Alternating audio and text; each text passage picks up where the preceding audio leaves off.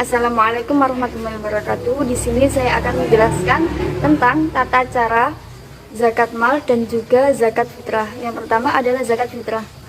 Waktu pengeluaran zakat fitrah itu dimulai pada tanggal 1 Ramadan dan terakhir sebelum pelaksanaan salat Idul Fitri. Yang kedua, jumlah yang harus dikeluarkan adalah sebanyak satu sok. Satu sok itu sama dengan 2,5 kg atau 3,5 liter. Terus kemudian yang dikeluarkan adalah zakatnya itu boleh gandum, boleh kurma, boleh beras atau bahan makanan pokok lainnya.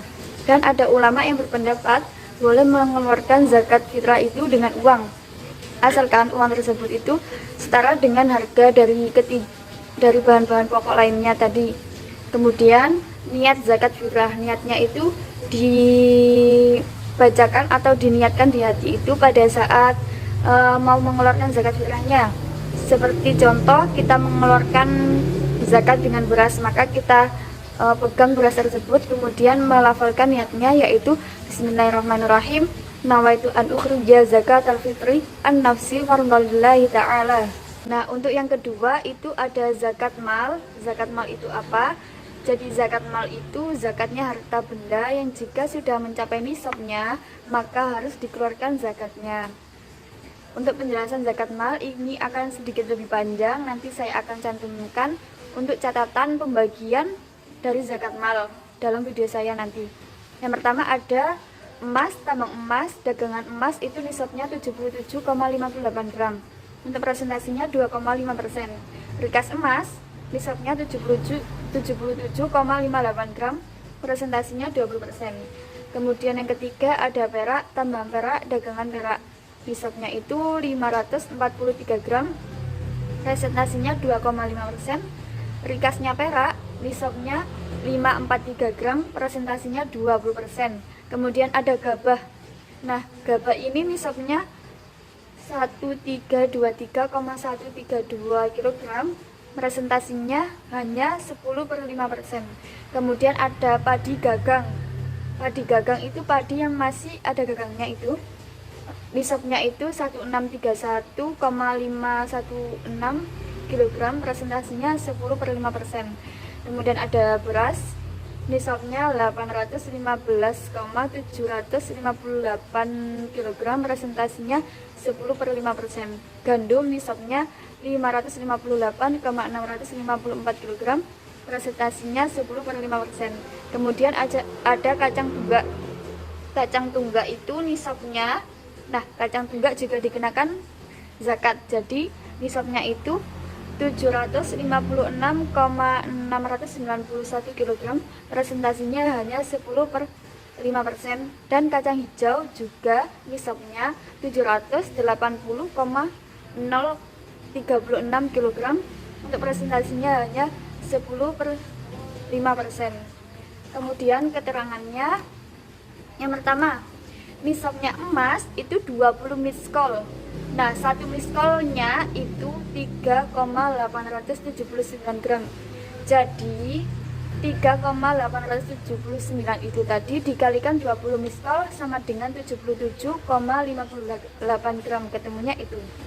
Kemudian zakatnya emas yang wajib dikeluarkan itu 1/40-nya. Jadi 77,58 gram dibagi 40 sama dengan 1,939,5 gram. Kemudian yang ketiga, nisabnya perak ialah 200 dirham.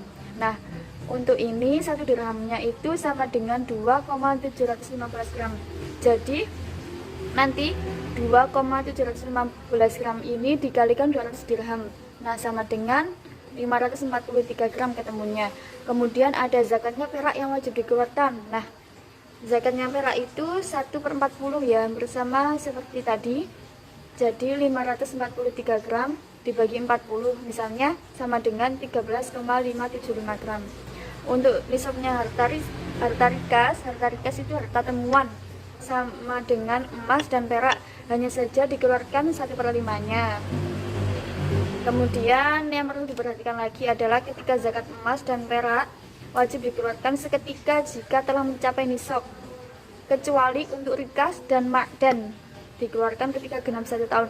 Jadi jika tahun ini atau hari ini itu harta dagangan kita atau emas perak kita itu sudah mencapai nisabnya, jadi mengeluarkannya itu harus seketika saat ini, tidak boleh diumur untuk 1 tahun kemudian atau sebulan kemudian, itu tidak boleh, karena untuk penghitungannya itu hanya pas hari itu.